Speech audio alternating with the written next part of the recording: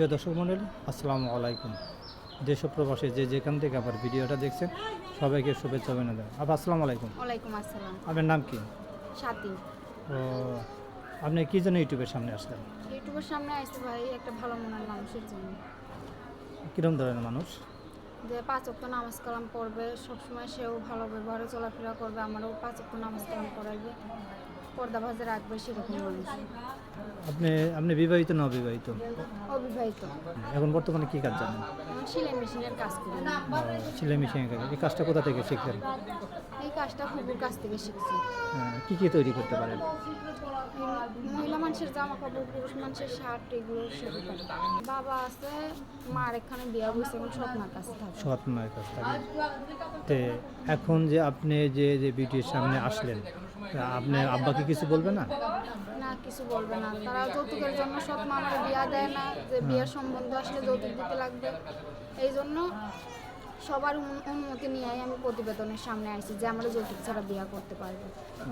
তাহলে বিয়ের ঘর আসে যৌতুক, সৎ মায়ের কারণে আপনার বিয়ে হচ্ছে না। হ্যাঁ, আর আপনি আপনার ফ্যামিলিতে কে কে আছে? আর ফ্যামিলিতে আছে আমার 2টা ভাই আছে, বাবা আছে, সৎ মা আছে, আর আমি ভাই কি বড় না আপনি ছোট? ছোট। আমি ছোট। তে আপনি যে সেলাই মেশিনের কাজ জানেন, হ্যাঁ, তে কাজটা কার থেকে শিখলেন? ওই ফুপুর কাছ থেকে ওর শিখছি। কাছ থেকে যে এখন হলে সংসারে কি কি কাজ জানেন? সংসারে সবই, রান্না বাড়া, জামা কাপড় ধোয়া, সব কাজই জানি আমি।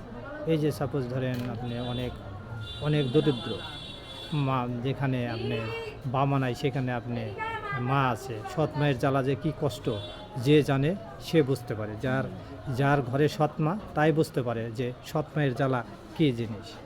এখন আমরা চাই তার আপনার জন্য একটা সুন্দর মানুষ আসুক, 2টা টাকা আপনি পান, সাহায্য সহযোগিতা চাচ্ছেন তো আপনি? আর সাহায্য চাই সাহায্য সহযোগিতার সাথে আমি একজন মনের মানুষ চাই। একটা মনের মানুষও চাচ্ছেন। তে আপনি ধরেন বউ মারা গেছে অথবা বউ চলে গেছে, এমন কোনো ছেলে হলে বিয়ে হবে? হ্যাঁ, হবে, চলবে?